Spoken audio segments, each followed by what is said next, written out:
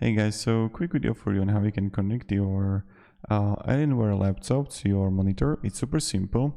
First, you want to locate on the left or right side of your Alienware monitor the HDMI port, and then you need to go to your Alienware to your monitor,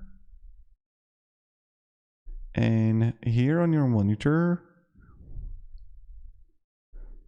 you're gonna have images, and there you're gonna find monitors.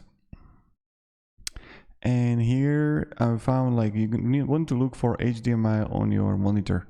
So you're gonna connect your monitor to your laptop with the HDMI cable and or like VGA. So check out what kind of port you're going to have. So VGA, HDMI, and things like that.